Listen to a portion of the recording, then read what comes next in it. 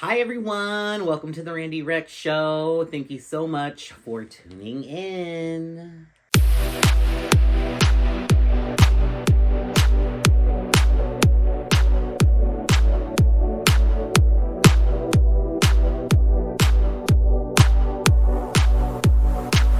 So, I have been super MIA.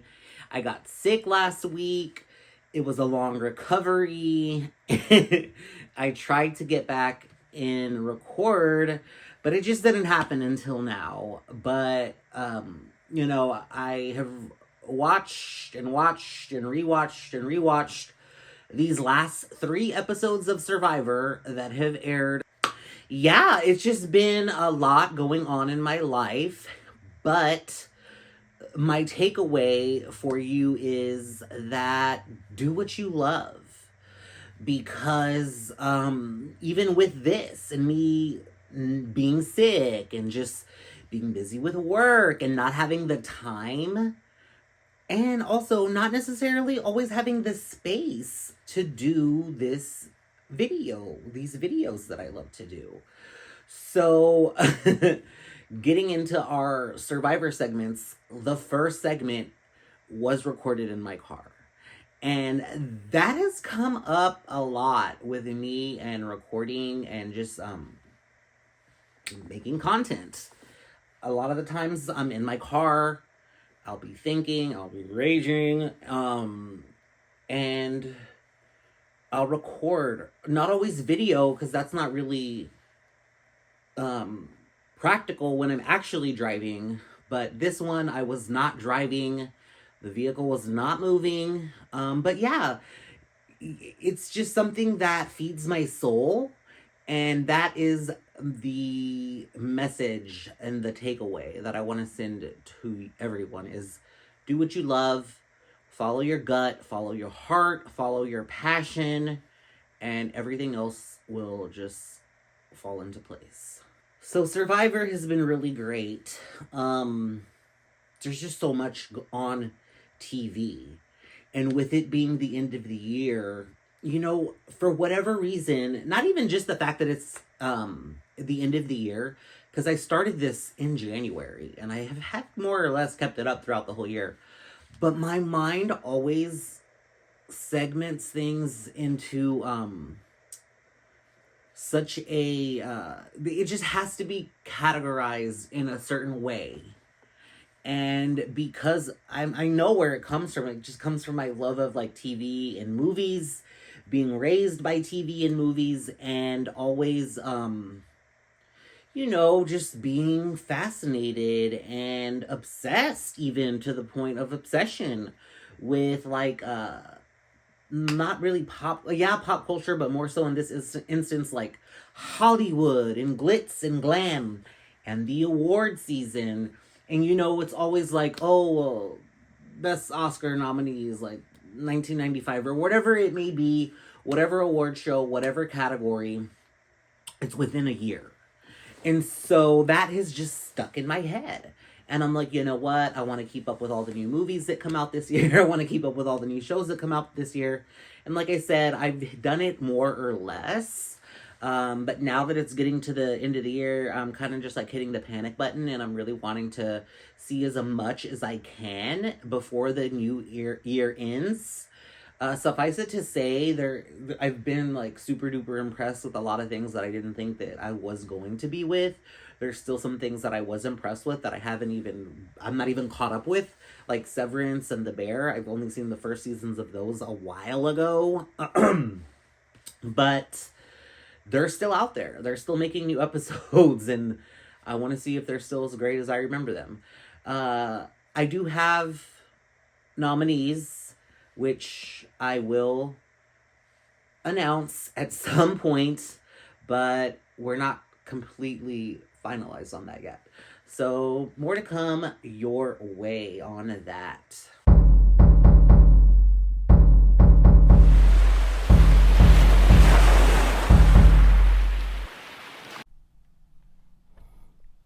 Hi everybody, welcome to a very special episode of the Randy Rex Show. I hope you all are well rested and ready to hear about all of my Survivor takes. So, this past week I got sick and it lasted a little bit longer than I would have liked to, but I'm finally starting to feel like my normal self. I mean, even like aside from me being sick and not even being able to put out any new videos, I'm not in my normal spot right now. Like, I'm having to really figure things out in order to even just do the things that I love. But I love doing this. So let's get into Survivor. And as the tribe is coming back from Tribal, we see Christina and Steven have a moment where obviously Steven knew Alex was leaving, but he doesn't tell Christina that. She's really feeling like she's on the outs. Rizzo feels like he is taking the game by the balls, and he really is. Um, Whether or not you you love his gameplay or you love him, he is calling the shots. Like, he wanted MC gone, he got MC gone. He wanted Alex gone, he got Alex gone. So heading into this episode, it's like he's in a really good spot. We get more of Christina and Steven. Christina is just talking to him about the game and how she's taking it personal and she wants to go home. And she kind of breaks down to him about it a little bit. And he's such a sweetheart and he's there to support her. There's even a bigger moment with Christina where she cries for her mom who passed away several years.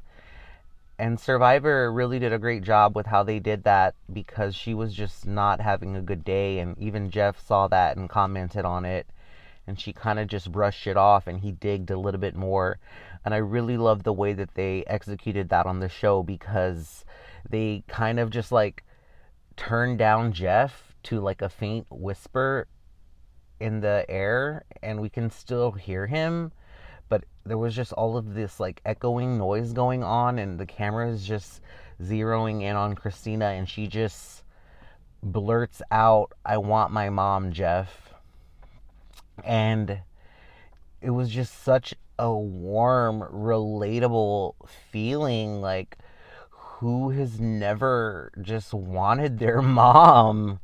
And her mom isn't with her anymore. This is a really sweet moment.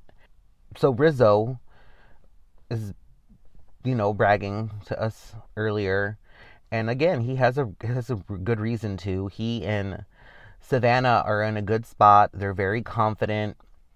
They both say separately how great of a spot they're in because they have each other. They have blue Sophie. They have yellow Sophie. Or I don't even know if they have yellow Sophie at that point, but they have like their advantages. And they have Sage and Jawan. No, they don't. And there's this beautiful moment where Sage tells us, like, no, I'm not with Savannah. I'm not with Rizzo.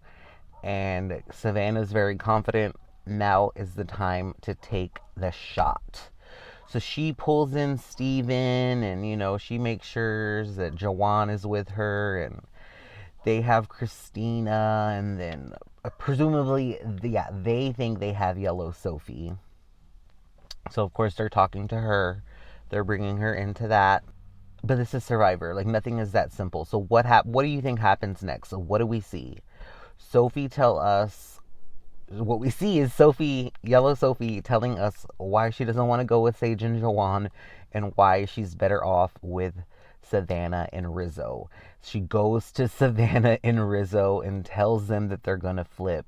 And so now their goal is to go for either Sage or Jawan, but we don't know which. And even, oh my God, like, I've talked so much about Savannah and Rizzo coming back for 50. Can't wait for 50. Can't wait to see them again. Truly. Savannah is just such a character, though, because on one hand, I feel like we're really seeing a lot of, I don't know, I guess we're seeing both of their strategic sides, but Savannah was just like really twisting the knife in Jawan's back, where she's just like kind of negging him and egging him on, saying that, you know, she doesn't have immunity this tribal. This is the first tribal where she is vulnerable to be voted out. And it's a good trust test for them. And even during tribal, whenever the votes are coming out and Savannah's getting votes and Jawan's getting votes, Savannah's like, "Did you do that?" And he's like, "No." Finally, he does admit that he did do it. But inevitably, the votes stack onto Jawan and he is voted out. Sage looks like she was just like left out in the dirt, and her family is like zooming down the highway, continuing on their vacation without her. She was just left in the dust. And it sucks because I love Sage and I want her to win. But any other big takeaways from this? Well, Rizzo does play a fake idol for Savannah, and Christina plays her idol for Steven.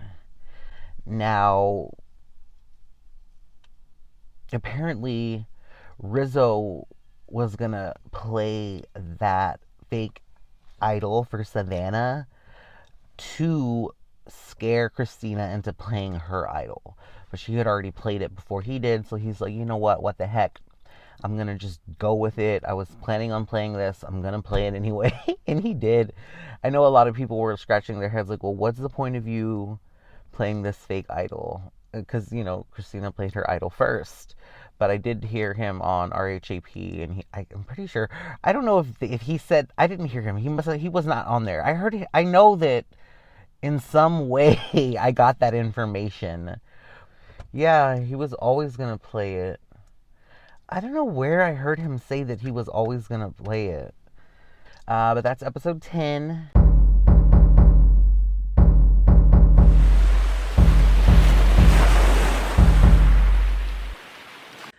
In episode 11, we see the aftermath of the Jawan Blindside Tribal. And, you know, Christina and Rizzo are talking about playing their idols. Christina's talking about how there was no reason for her to play her idol, which I told y'all that. Sophie kind of tries to mend things with Steven and Christina, which goes over smoothly. Good for her, because when she goes to Sage, it does not go over smoothly at all. Sage is pissed. I've never been more behind one of my winner picks than I am now with Sage, just for how feisty and fiery she is. And she tells us that she wants revenge on Sophie. So Sophie does end up going back to Sage, and she goes to Steven with this plan to get Savannah. It's not what they want to hear. They've been trying to get Savannah out this whole time, and now here she is, after blindsiding them, wanting to do what they originally wanted to partner up with her for. Another big part of this episode is when Steven wins an advantage, they get news that there is a challenge where they could win an advantage. Oh, no. A strenuous challenge. So automatically, they're pretty much all kind of just like, no. Except for Sage and Steven. But Steven ends up being the one going, even though he is the one that they all want to vote out. None of them are willing to do the strenuous challenge to prevent him from potentially winning this advantage, this idol, whatever it could be, whatever it is. So yeah, and it's very strenuous. Like, I told my cousins, I'm like, okay, well, maybe it's like one of those things where they're tricking them and he goes and it's like super easy. Not the case. It was a very, very strenuous. And basically, there were 6 checkpoints throughout. No, there were 6 checkpoints along the perimeter of this island. Granted, it's a small island. It's still a big-ass island. So he has to go all the way around the perimeter of this island, hit these checkpoints, remember the numbers, enter in the code, pull out the thing, hit the other thing, bam, collect the reward.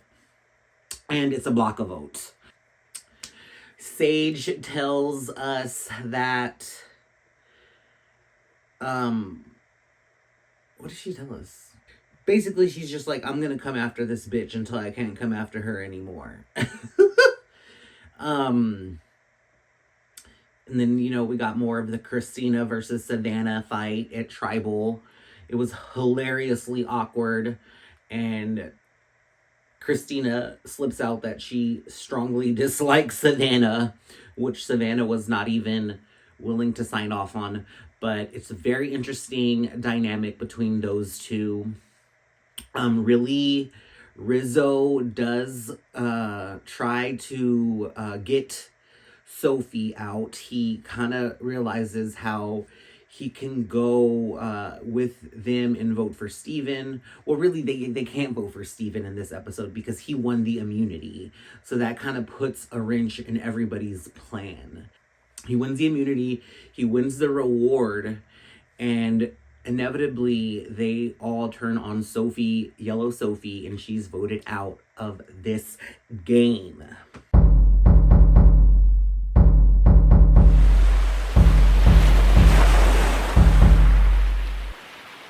We see them back at Tribal after the Yellow Sophie blindside, and they're all bonding over that, since it was a unanimous vote against her.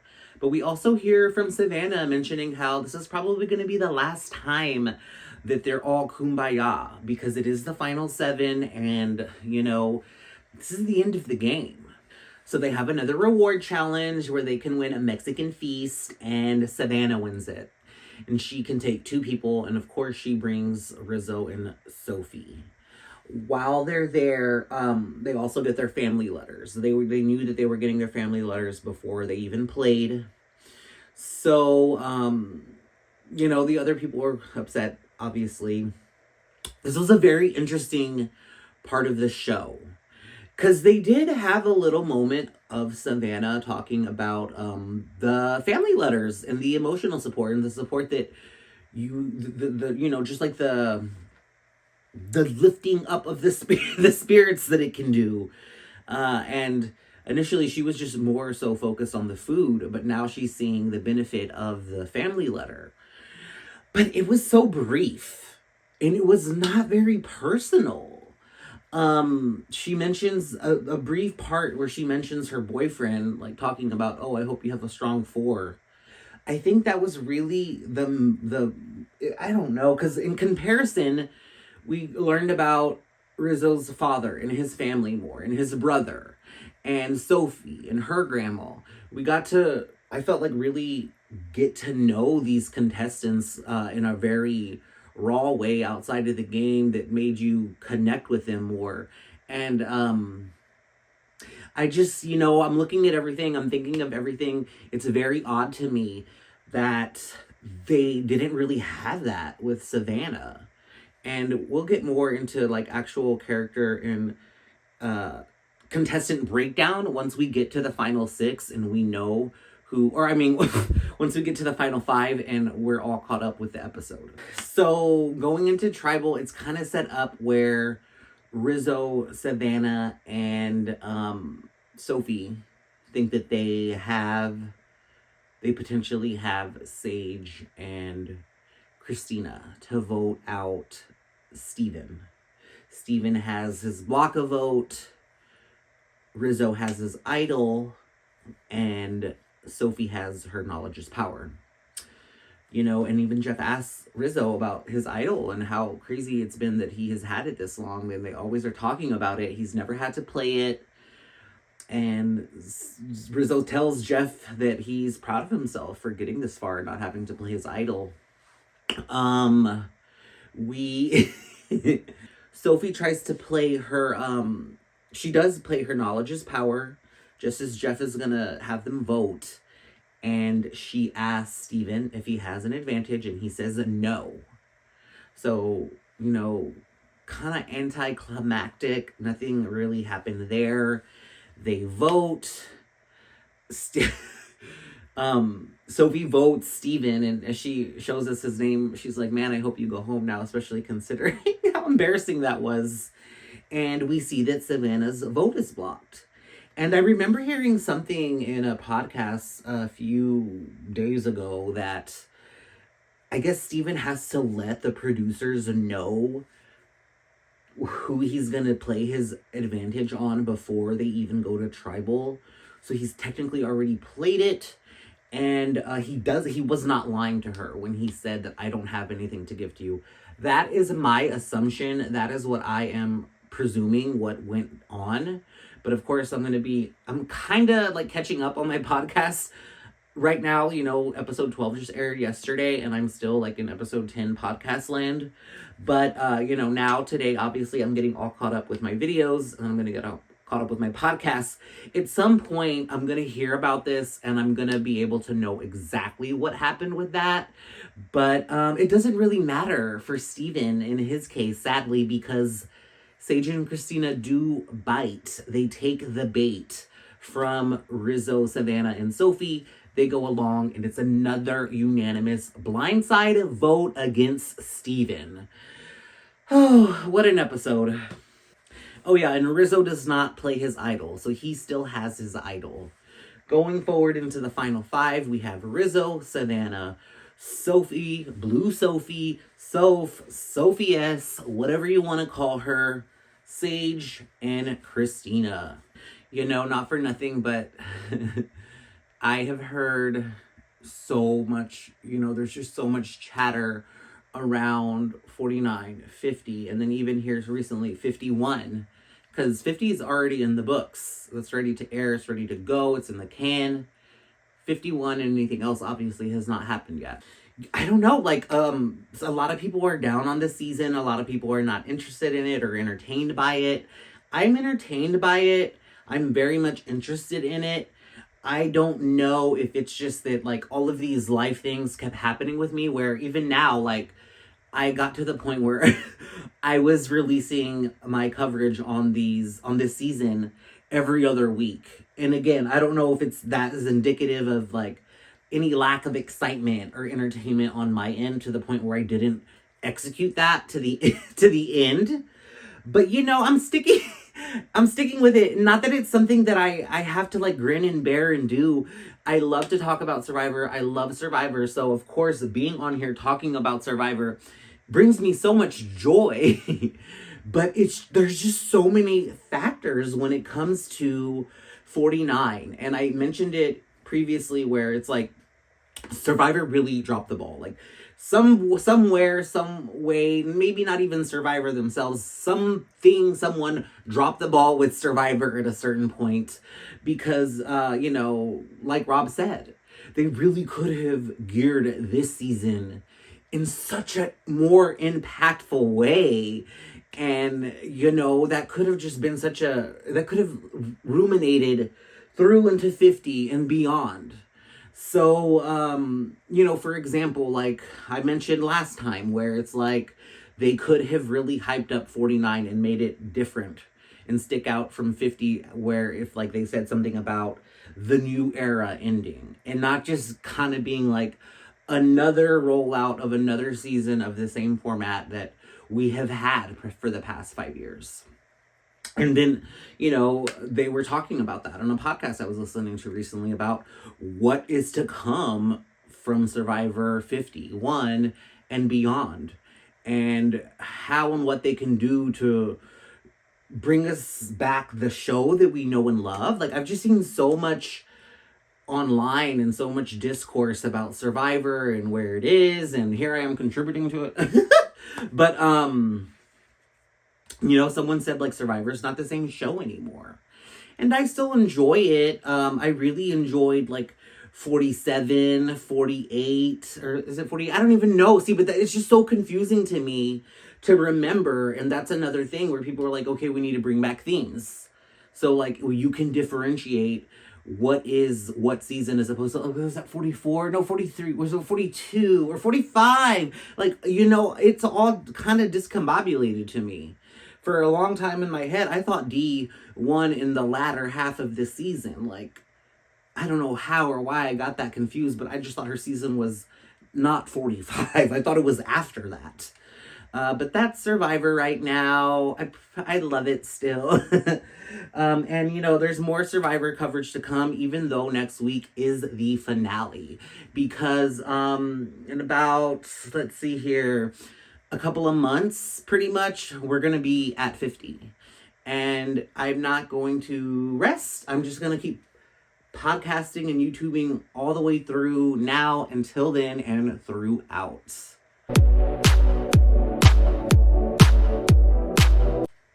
Thank you for tuning into the episode. My name is Randy. Rest assured, I will always be here recording and recommending. I am Randy Rex.